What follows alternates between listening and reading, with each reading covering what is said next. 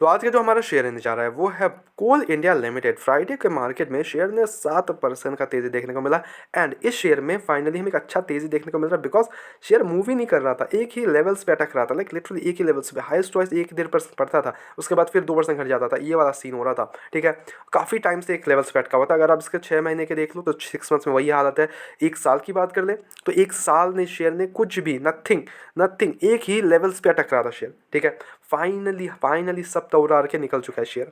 ठीक है, बट इसका अगर ऑल टाइम हाई देखें 5 साल के टाइम फ्रेम पे तो यहाँ पे ऑल टाइम जो है कंपनी का 538 के आसपास है। वहाँ से शेयर अभी भी हमें 100 to 110 रुपीज़ का अभी भी मूव पकड़ना बाकी है शेयर को ऑल टाइम हाई पहुंचने के लिए।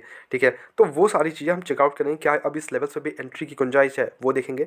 थोड़ा सा हम इसके कुछ न्यूज़ वगैरह है, आईपीओज़ वगैरह है, वो भी चेकआउट करेंगे कि हम इसमें आईपीओ के इन्वेस्ट करें कि नहीं, वो भी आपको इसी वीडियो में पता चल जाएगा। ठीक है, एट द सेम टाइम हम कुछ फंडामेंटल्स देखेंगे and then we will decide हमें आगे के लिए कैसे मूव फॉरवर्ड करना है। तो पहले थोड़ा न्यूज़ वगैरह को समझ लेते हैं। तो न्यूज़ ऐसा है कि कंपनी का जो देखो कोल इंडिया एक मेन कंपनी है, उसके नीचे बहुत सारी कंपनीज आती है, उनमें से एक है भारत कुकिंग कोल लिमिटेड। ओके, तो भारत कुकिंग कोल लिमिटेड का आईपीओ लॉन्च होने जा रहा है विच विल बी इन जनवरी 9।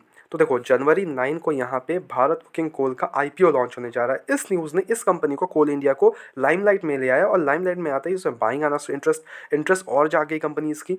तो एफ वगैरह, इंडिया एज रिटेल इन्वेस्टर्स तो काफ़ी जाओगे यहाँ पे इंटरेस्ट जागा और इंटरेस्ट जागते ही बाइंग आना स्टार्ट हो गई और हमें एक अच्छा मूवमेंट देखने को मिल रहा है। ओके, अब यहाँ पे कंपनी को देखोगे तो Bharat cooking coal IPO the company will finalise the allotment of shares by January 14 को अलॉटमेंट हो जाएगा आपको।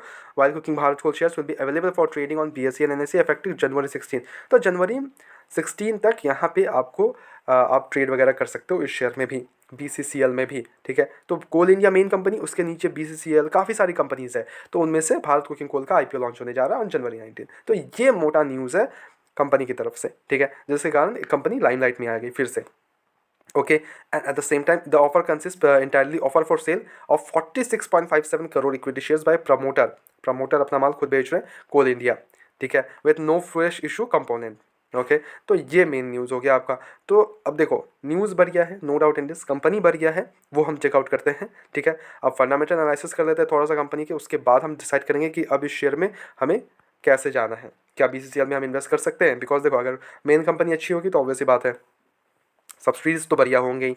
अब देखो coal India, no doubt in this, यहाँ पे कोल इंडिया काफ़ी टाइम से लाइक पुरानी कंपनी है। ओके, कोल सेक्टर से बिलोंग करती है, mining and all. Market cap अगर देखोगे तो 2,63,000 करोड़ का मार्केट कैप है, तो छोटी कंपनी तो बिल्कुल भी नहीं है।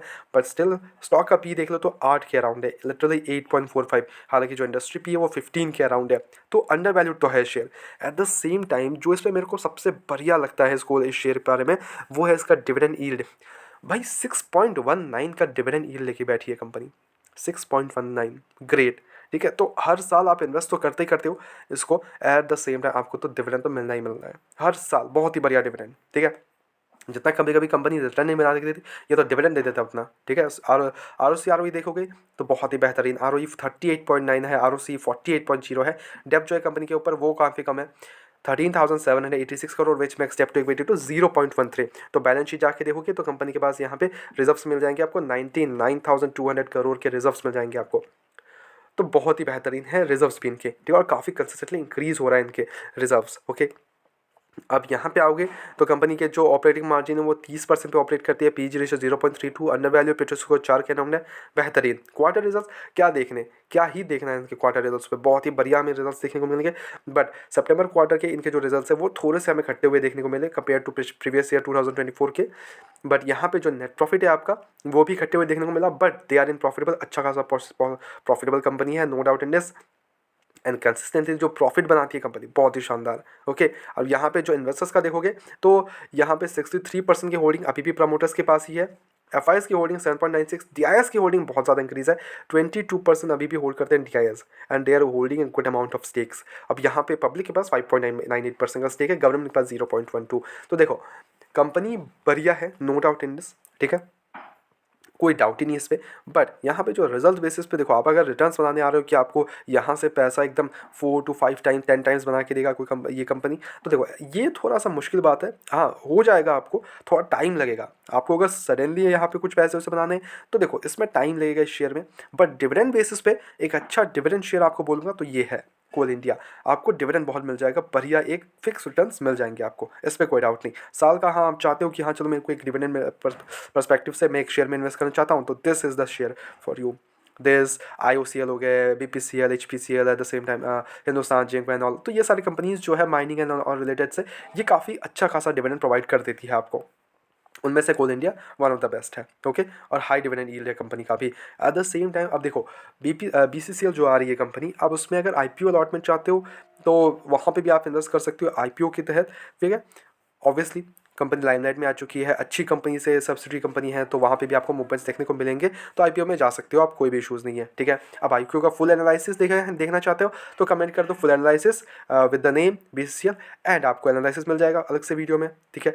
बट यहाँ पे मेरी तरफ से हालांकि कोई भी बाय एंड सेल कमीशन बिल्कुल भी नहीं है। अब यहाँ पे फ्रेश एंट्री के लिए बताऊंगा, तो आप इस लेवल से भी खरीद सकते हो अगर आप डिविडेंड पर्सपेक्टिव से जा रहे हो। आपका अगर लॉन्ग टर्म पर्सपेक्टिव से है तो आराम से जाओ, फ्रेश एंट्री के तहत आप जा सकते हो इस शेयर में, इस लेवल्स पे भी, बिकॉज उतना बड़ा मूवमेंट अभी तक नहीं आया है।